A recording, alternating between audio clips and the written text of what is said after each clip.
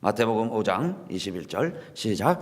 옛사람에게 말한 바 살인치 말라 누구든지 살인하면 심판을 받게 되리라 하였다는 것을 너희가 들었으나 나는 너희에게 이르노니 형제에게 노하는 자마다 심판을 받게 되고 형제를 대하여 나가라 하는 자는 공회에 잡히게 되고 미련한 놈이라 하는 자는 지옥불에 들어가게 되리라.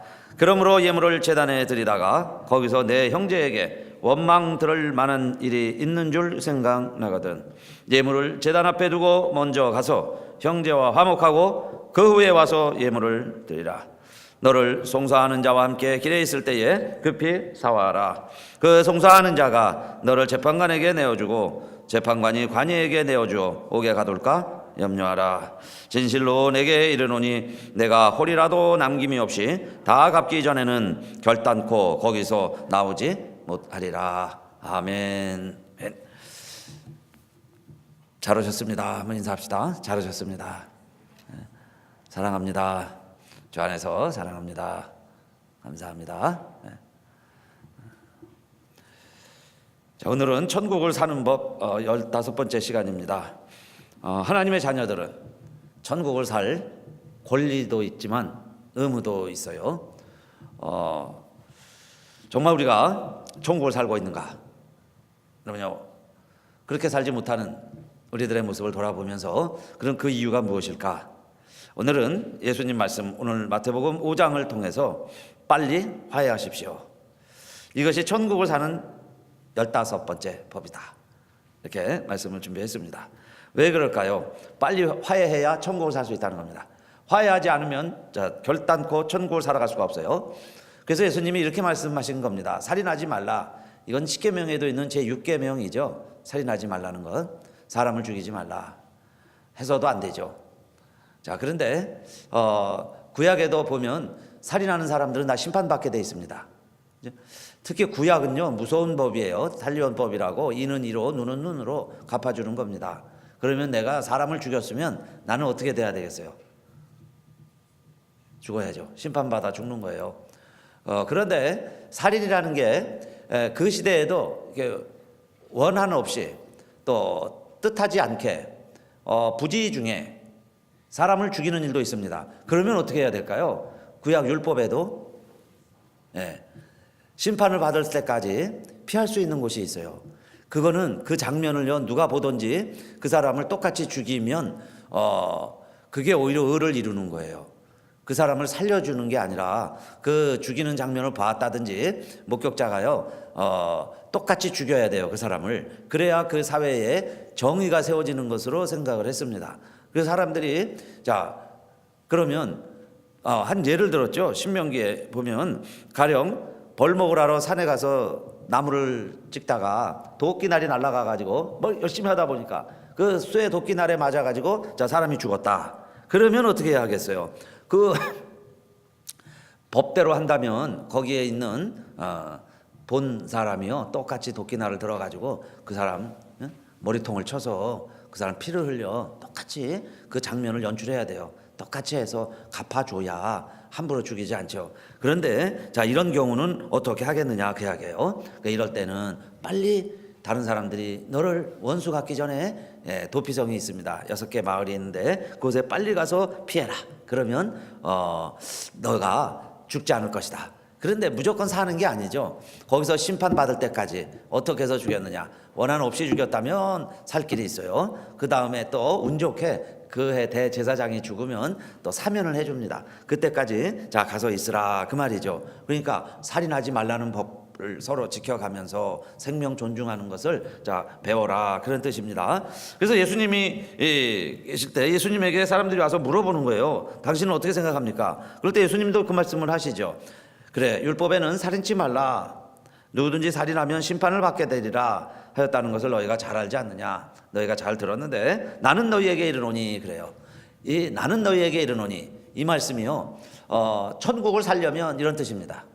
예수님이 오셔서 하신 말씀이 천국 사는 법을 가르쳐 주시는 거죠. 그러니까 율법에는 살인하지 말라 이렇게 돼 있지만 나는 너희에게 말하노니 하는 것은 천국은 이렇게 사는 것이다. 이렇게 말씀드릴 수 있어요. 그러면 천국은 어떻게 사는 거냐 그랬죠? 세 가지로 말씀을 하셨는데, 형제에게 노하는 자마다 심판을 받게 되고 그랬어요. 형제에게 화내는 것 있죠, 분노하는 것. 그러면 그 사람도 심판을 받는다. 우리 뭐 화는 잘 내는데요, 나는 성격이 다혈질이라 그러면서 또 사람들이 잘못하니까 화내야죠, 그죠? 지적을 해줘야죠. 깨닫지 못하면 또 화를 내기도 하고. 자, 그런데 예수님은 뭐라고 그러셨냐면은 노하는 자마다 심판을 받게 되고, 형제를 대하여 라가라 하는 자는 공회에 잡히게 되고 그랬습니다. 이 라가 하는 말은 우리말로 하면요, 우리도 그냥 그런 얘기 많이 하죠. 이 돌대가리, 머리가 빈 놈, 그런 뜻이에요. 그러면 자, 라가라 이렇게 우리식으로 무슨 많이 욕도 하죠. 막 쌍소리들도 하고 그러는데, 그렇게 라가라 하면 공회에 잡히게 된다. 공회에 잡히는 것은 혐의가 있는 사람들 심판을 하는 거예요. 큰 죄를 따지는 곳이 공회 자리입니다. 그런데 형제에 대해서 돌대가리 그렇게 이야기만 해도 너 공회에 잡히게 될 것이다 그랬어요. 자, 그 다음에 형제에 대하여 미련한 놈이다. 이게 미련하다 하는 것은 이제 판단을 하는 거죠. 아까 나가라 하는 건 그냥 쌍 욕에 해당한다면, 미련한 놈 하는 건요, 그 사람을 판단하고 평가하는 거예요. 너는 진짜 미련하다. 이렇게 형제를 판단하는 자는 어디에 들어가리라 그랬어요? 지옥불에 들어가리라 그랬습니다. 자, 이 내용들은 다 뭘까요? 살인도 큰 죄이지만은 마음의 살인이 있습니다. 마음으로 미워하는 게 더 큰 죄다 그랬어요. 왜냐하면 지옥불에 들어가리라 그러셨으니까. 나는 너에게 말하노니 하신 말씀은, 자, 천국은 이렇게 사는 것이다. 근데 이렇게 사는 사람들은 지옥을 사는 것이다. 그렇게 말씀해 주신 거죠. 그러니까 지옥을 사는 사람이 있고 천국을 사는 사람이 있다 그랬습니다. 여러분, 이 말씀의 앞절은 20절입니다. 오늘 21절부터 읽었죠. 그런데 마태복음 5장 20절에 이 말씀을 하신 이유가 있어요. 왜 이 말씀을 하셨냐 하면, 5장 20절, 내가 너희에게 이르노니 너희 의가 서기관과 바리새인보다 더 낫지 못하면 결단코 천국에 들어가지 못하리라. 그 말씀은, 자, 우리가 천국에 들어가려면, 천국을 살려면 그 이야기죠. 우리의 의가 바리새인과 서기관들보다 나아야 된다는 거예요. 바리새인들은요, 율법을 철저하게 지킵니다. 자기 목숨보다 율법을 더 지켜요. 그러는 바리새인들의 의가 있습니다. 그들이 이루려고 하는 의, 그 의가 우리의 의보다, 내 의가 그들의 의보다 더 낫지 않으면 그 이야기예요. 그들은 율법의 의를 지켜서 율법대로 살려고 하는데, 천국을 사는 사람들은, 천국의 법을 지키는 사람들은 그 이야기죠. 율법을 지키는 사람도 살인하지 않는데, 하나님의 법을 지키는 사람들은, 하나님의 법대로 사는 사람들은 마음의 살인도 해서는 안 된다 그 이야기예요. 마음의 살인, 그게 미움입니다. 분노하는 것이고, 또 분노가 욕으로 나오고, 욕이 어떻게 되느냐, 사람들을 판단하는 거예요. 그렇게 하는 사람들, 그렇죠? 지옥을 사는 것이다. 그렇게 해서는 천국을 살 수가 없다. 이것이 첫 번째 예수님 말씀입니다. 그런데 사람이요, 왜 화를 내냐? 사실은 여러 이유가 있지만은, 그러나 많은 경우엔 자신이 불안해서 그런다 그래요. 불안의 뿌리가 화와 분으로 나타나는 거예요. 그런데 그 분과 화가 점점 발전하면요, 이제 더 폭력적으로 되다가 그 다음에는 하도 해도 안 되죠. 그러니까 우울증에 빠지는 거예요. 어느 여중 학생이 자기 친구들 집에서 생일 파티를 합니다. 그런데 부모가 휴가 중이라 이제 친구들하고 밤새서 논다는 거예요. 그러면서 자기 친구들한테 다 그 얘기를 합니다. 클래스에서, 야, 오늘 밤에 우리 집에 다 와. 그래, 오늘 밤새고 우리가 놀자.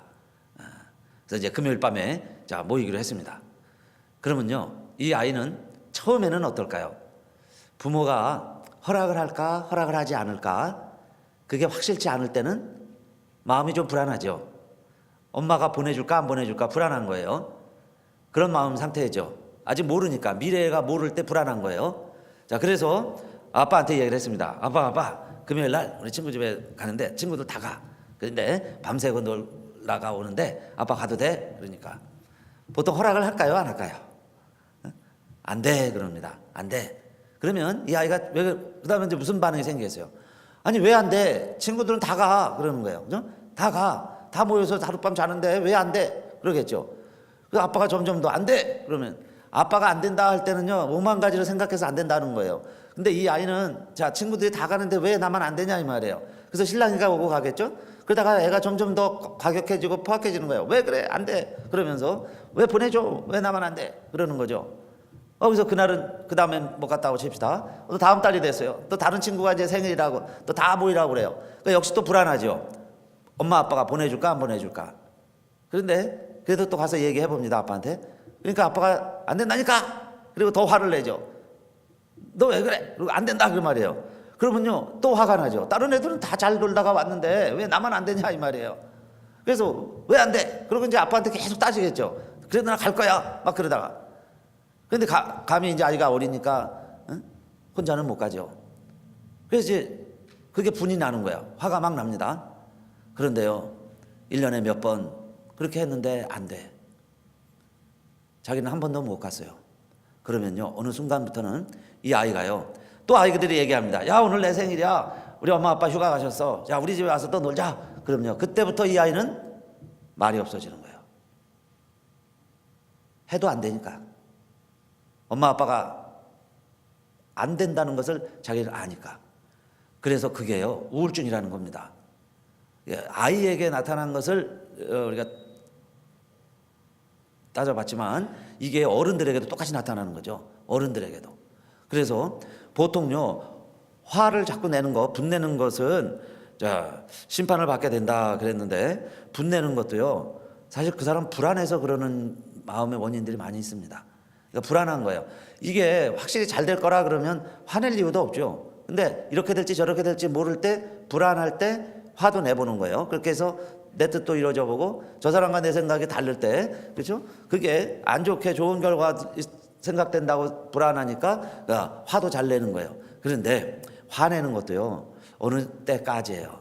해도 안 되면 포기하죠. 그걸 인간관계에서 그 사람에 대해서 포기까지 가면 희망이 없는 거죠. 그러니까 사랑은 끝까지 포기하지 않는 거예요. 끝까지 기대해 주는 거예요. 그죠? 그런데 그게 자기 자신에 대해서도 포기할 때 그게요 사실은 우울증의 뿌리가 되는 거예요.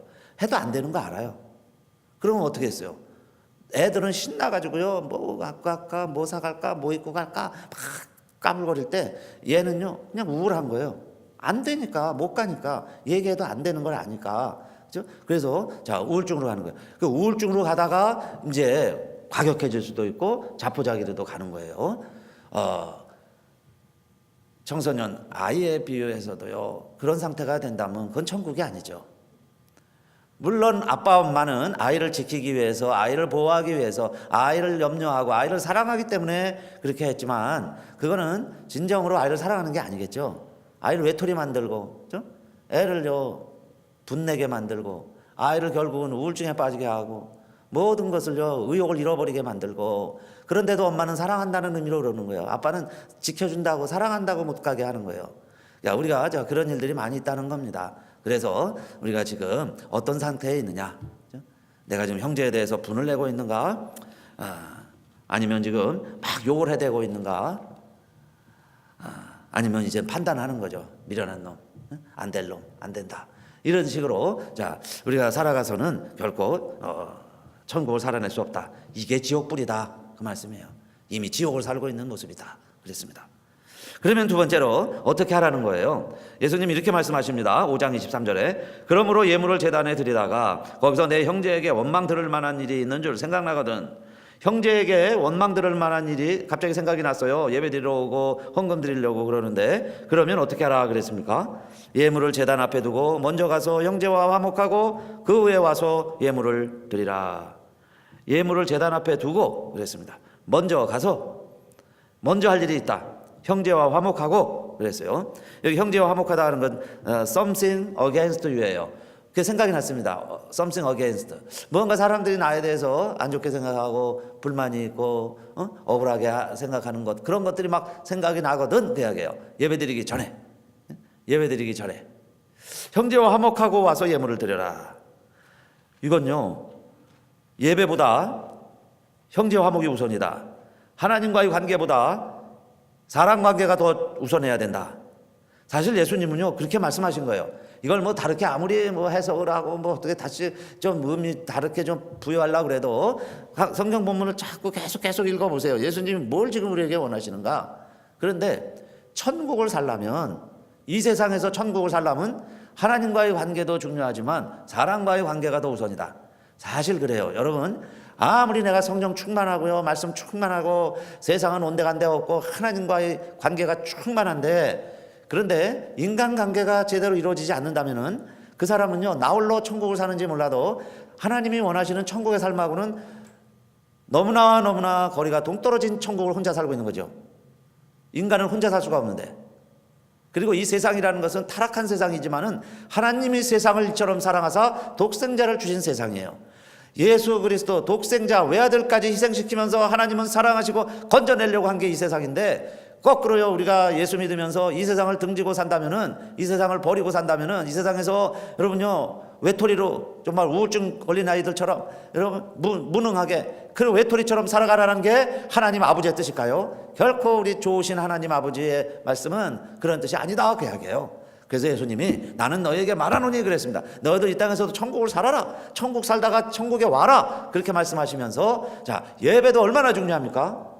물질도 얼마나 중요해요. 헌금도 얼마나 중요합니까? 그러나 여러분요, 구약시대에서도 벌써 우리가 드리는 예물이요, 하나님이 지긋지긋하다, 그런 말씀도 많이 하셨어요.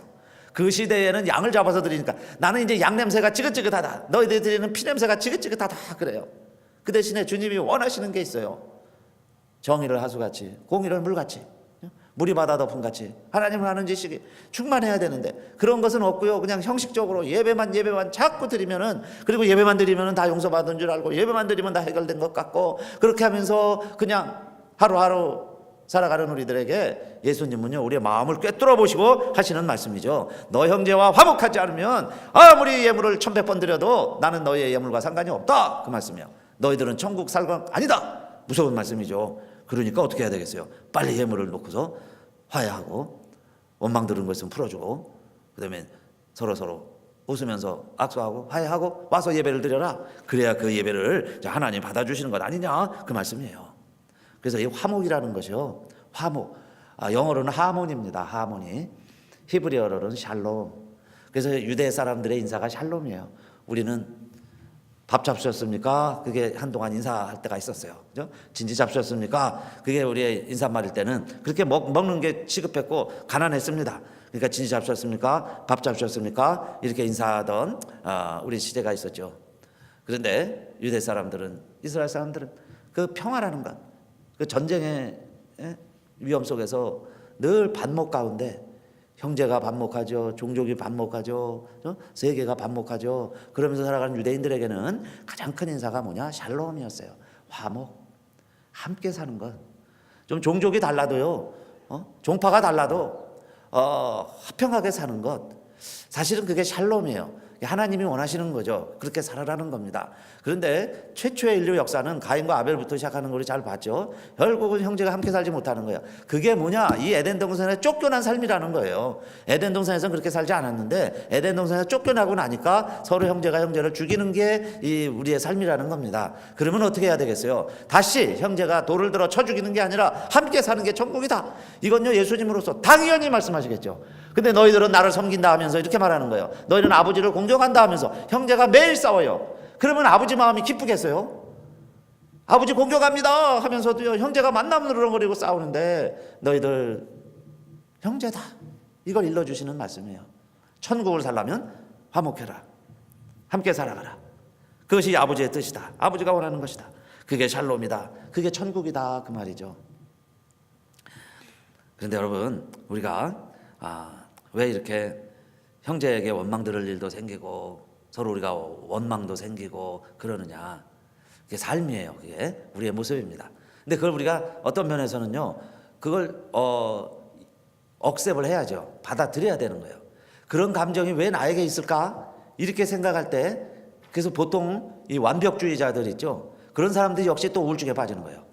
모든 게 좌절돼서도 우울증에 빠지지만은 스스로도 나는 모든 게 완벽해야 돼요. 누구에게서도 미움받아도 안 되고, 나는 실수해서도 안 되고, 나는 뭐든지 하면 그냥 형통해야 되고, 그런 사람들이 있어요. 사실 어느 순간까지 이렇게 잘 됐는데 그게요, 어느 단계 가면 뭐 다 달잡니까? 안 될 때도 있죠. 그러다 보면은 또 원한도 생기고 원망도 생기고 이웃관계도 이제 깨어지기 시작을 하고 그래요.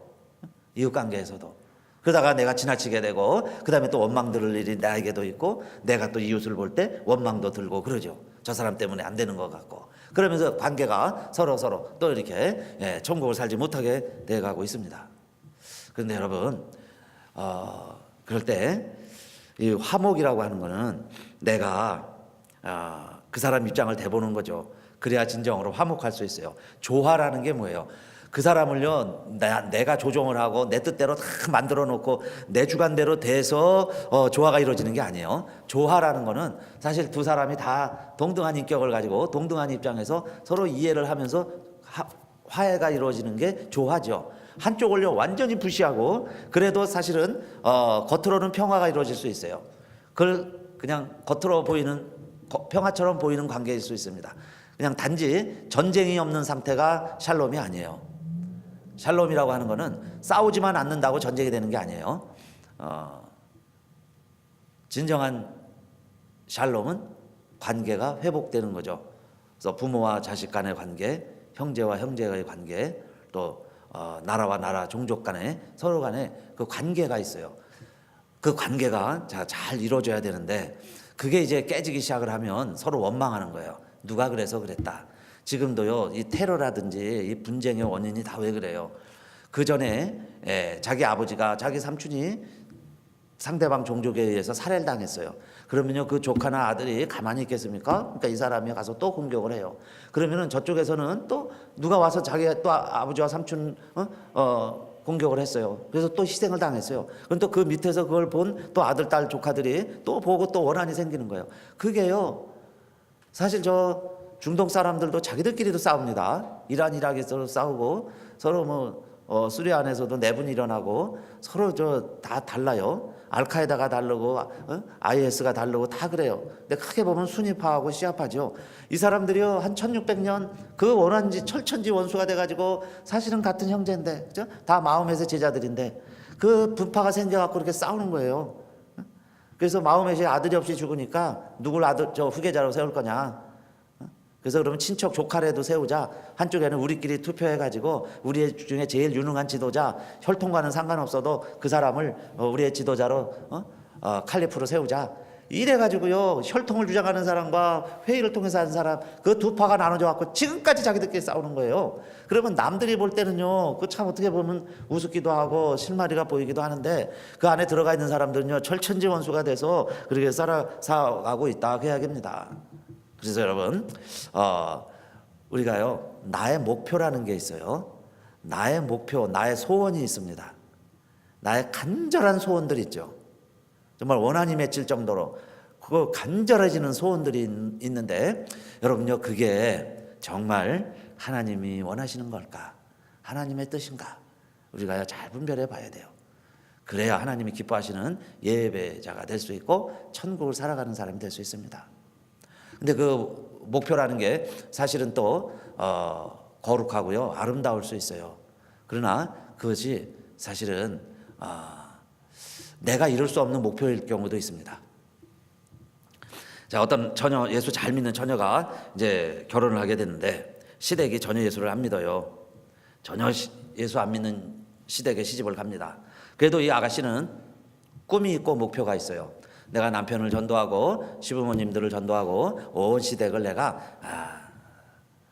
선교사처럼 그 집에 들어가서 내가 다 전도하리라. 그런 아주 좋은 믿음, 아주 아름다운 믿음을 가지고 있어요. 그래서 결혼을 했습니다. 그런데 여러분요, 예수 안 믿는 사람 가정이 예수 믿는 며느리 하나 들어왔다고 금방 그렇게 하겠어요? 물론 신랑이 약속은 했습니다. 결혼해. 그럼 내가 교회 매주 나갈게. 매일 교회 갈게. 그래, 부모님들도 우리 노력해보자. 그랬습니다. 그런데요, 점점 관계는 더 악화되는 거예요. 점점 더 가정에 평화가 없습니다. 그러니까요, 남편도 자기 편인 줄 알았는데 남편도 남의 편이 돼 버렸어요. 자기 말 안 들어. 그러다가 시어머니가요, 그 화해가 안 되고 예수 안 믿고 그냥 돌아가십니다. 그러니까 이 부인은 서운한 마음도 있고 자꾸요 죄책감도 있고 무능한 생각이 자꾸 드는 거예요. 그러면서 이제 남편이라도 예수 믿게 해야 되니까 남편에게 더 적극 대시를 하는데요. 남편이요 점점점 더 싸늘해지는 거예요. 왜냐하면 자기 엄마도 예수 안 믿고 죽었는데 돌아가셨는데, 그러니까 이 아내가 좀 잘못해서 그러는 것 같은 거예요. 그러면서도 또 뭔가 좀 서운하고 좀 뭔가 원망도 생기고. 그러니까요 이 남편이 더 완강해지면서 더 예수를 안 믿어요. 더 교회 얘기만 내면 더 집안 분위기가 아주 더 썰렁해지고. 그래도 이 여인은 믿음으로 자기가 잘못해서 그러니까 내가 좀 더 잘하면 될 텐데 늘 그런 마음으로 또 더 열심히 노력을 하는 겁니다. 그래서 이제 아이들은 열심히 하니까 엄마를 따라서 두 아들들은 교회 열심히 나가요.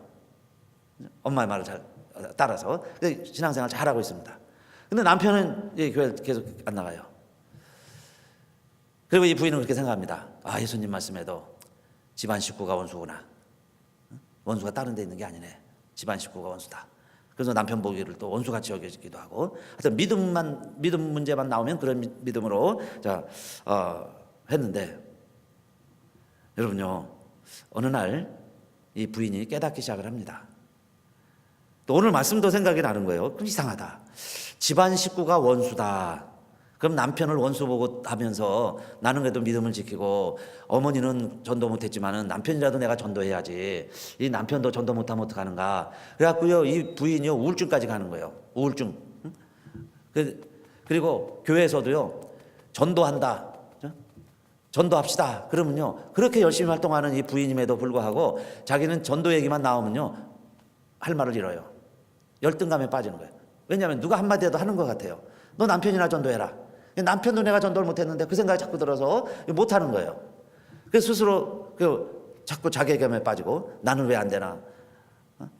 진짜 내가 시집을 잘못 왔나. 그런 마음까지 드는 거죠. 남편에게 속았다. 별의별 생각이 다 들면서도 그러나 그 연의 믿음은 아름답고 좋은 믿음이에요.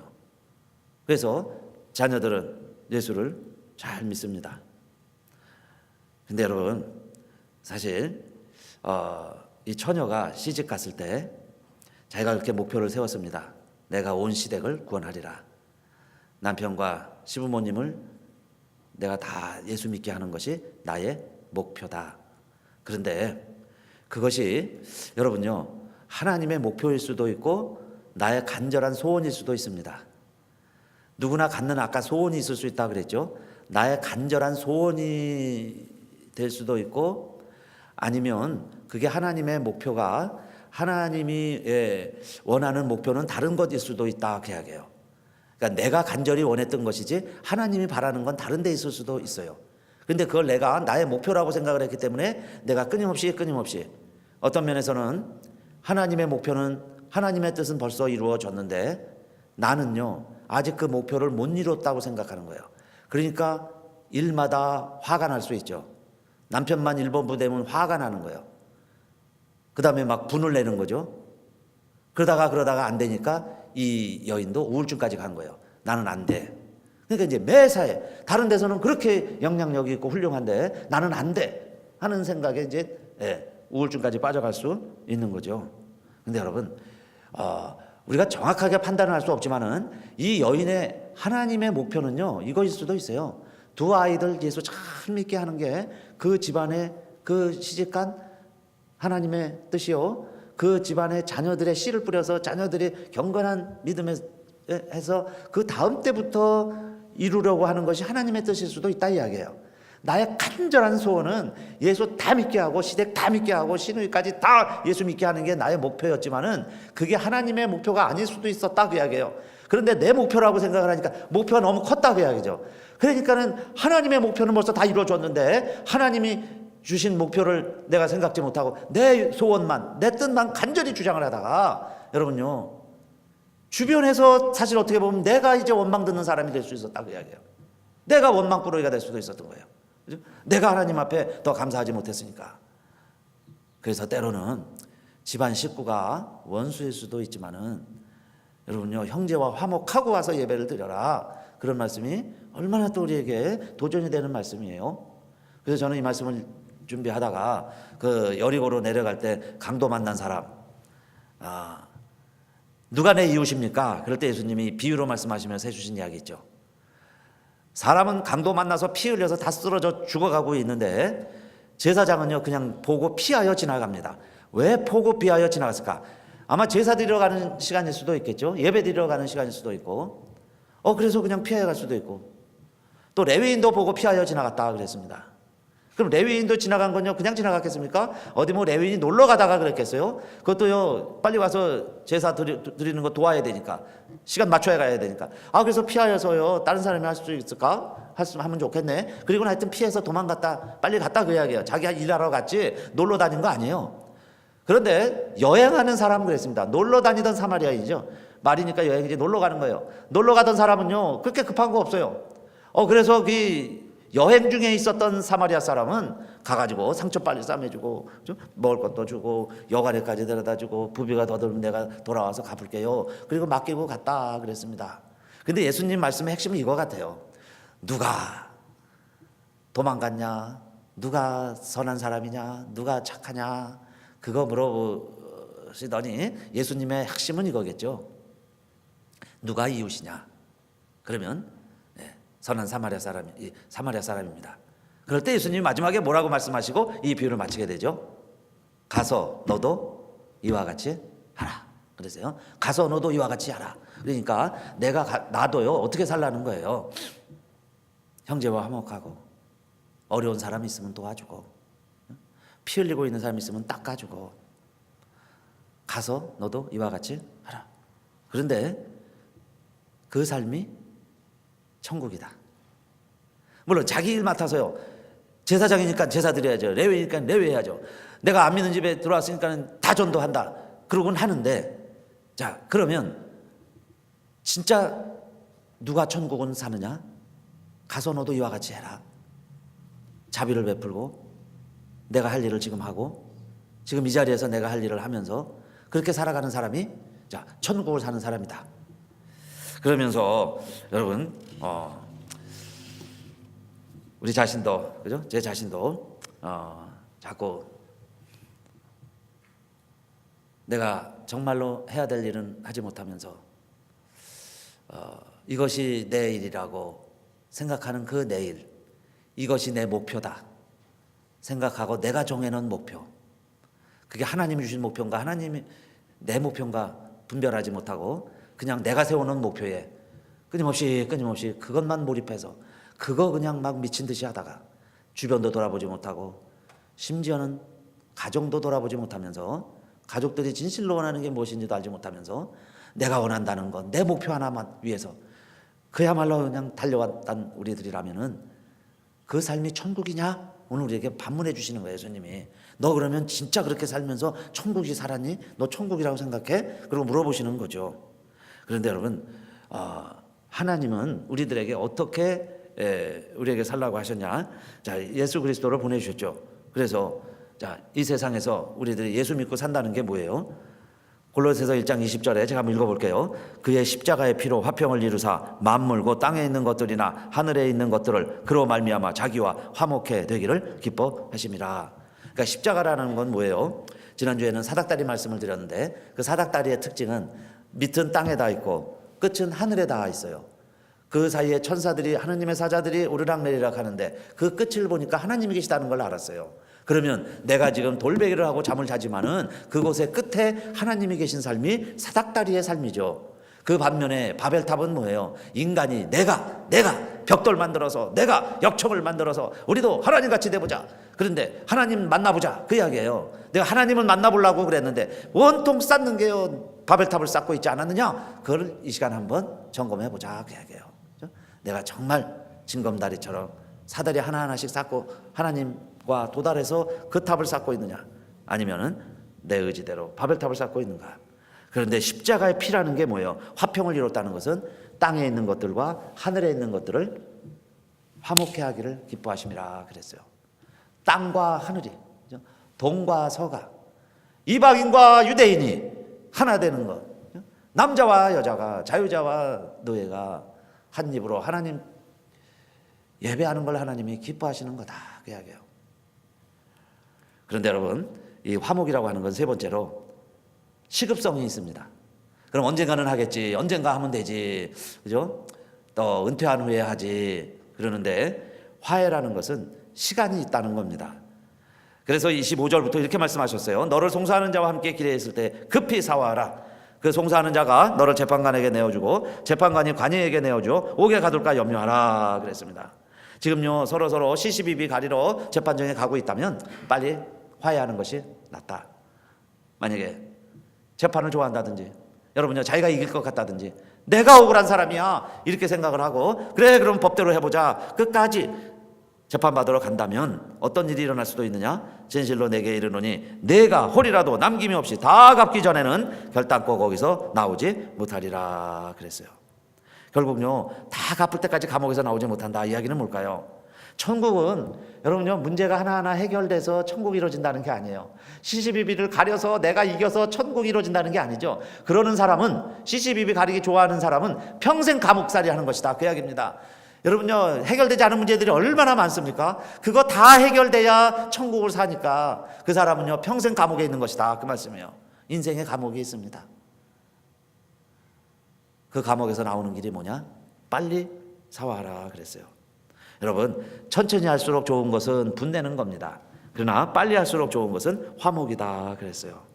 화목하는 것 그래서 빨리 해야 되고 또 여러분 저와 여러분들은 하나님의 자녀입니다. 하나님의 자녀라면 어떻게 해야 되겠어요? 화목해 하는 자가 복이 있나니 저희가 누구의 아들이라 그래요. 화목해 하는 자가 복이 있습니다. 화목해 하는 자를 누구라 그래요? 화평케 하는 자가 복이 있다 그랬어요. 하나님의 아들이라 일컬음을 받을 것이다 그랬습니다. 싸움 잘하는 사람을요 호전적인 사람들을 그 신화의 이름 따서 마루스의 사람들이다 그래요. 아름다운 사람들을 비너스의 아들이다. 잘생겼으면요 비너스의 아들이다. 지식이 있는 사람들 아폴로의 아들이다. 아폴로의 아들. 똑똑하다 그 이야기죠. 지식이 있는 사람들. 근데 여러분 우리들은 하나님의 아들이에요. 하나님의 아들. 하나님의 아들의 특징은 화평케 하는 자라 그랬습니다. 왜냐? 하나님은 악인의 밭에나 의인의 밭에나 다 골고루 비를 내리시는 하나님 아버지세요. 그래서 원수를 사랑하고 핍박하는 자를 위해 기도하면 하나님의 아들이라 일컬음을 받으리라 그랬습니다. 그 하나님의 아들의 대명사 화평케 하는 자다 그 말씀이에요. 그런즉 누구든지 그리스도 안에 있으면 새로운 피조물이라 이전 것은 지나갔으니 보라 새 것이 되었도다. 예수 믿고 우리가 하나님의 아들 되었다면 새로운 피조물이라 그랬죠. 새로운 피조물. 그 첫 번째 고린도후서 5장 17절 제가 암송을 한 겁니다. 그 다음이 18절이겠죠. 고린도후서 5장 18절. 새로운 피조물이 됐습니까? 그러면 무엇하라 하는 말씀이 바로 나와요. 5장 18절. 모든 것이 하나님께로 났나니 저가 그리스도로 말미암아 우리를 자기와 화목하게 하시고 또 우리에게 화목하게 하는 직책을 주셨으니 모든 것이 하나님께로 났어요. 그래서 우리가 하나님의 자녀가 됐습니다. 하나님의 자녀가 됐다면 우리가 하나님과 화목하고 그 다음에 화목하게 하는 직책을 받아서 다른 사람들도 다 하나님과 화목하게 해야죠. 하나님과 화목하게 하고 또 형제와 화목하게 하는 자. 그게 새로운 피조물이다. 새로운 피조물. 정말 우리가 구원받았다면 여러분요 하나님과 화목되었다면 정말 화목하게 하는 직책을 따라서 어디서든지 화목해 하는 사람 되시기를 바라겠습니다. 여러분요 가만히 보세요. 어떤 사람은요 꼭 사람과 사람을 갈라놓는 사람이 있어요. 이간질시키는 사람이 있어요. 그 사람하고 만나면 사람과 사람 관계가 막 원수가 되게 만들어가는 사람도 있어요. 그건 사람이 하는 게 아니에요. 사단이 하는 거죠. 사단의 아들이라 일컬음을 받을 것입니다. 그러나 하나님의 아들이다 하는 사람은 뭐예요? 이쪽에서도 욕먹고 저쪽에서도 욕먹을지 모르지만은 그 사람이 다녀가면요 두 사람이 화해의 길이 생겨요. 그 사람을 가리켜서 하나님의 아들이다 이렇게 말할 것입니다. 여러분요 우리 하나님의 아들로 살아가시기를 주님의 이름으로 축원드립니다. 기도합시다. 아버지 하나님 감사합니다. 오늘도 저희들을 일부 예배에 참여해 주시고 깨워주시고 또 하루 시작하게 해주시고 주일을 지내고 또 한 주간 맞이하게 해주시니 감사합니다.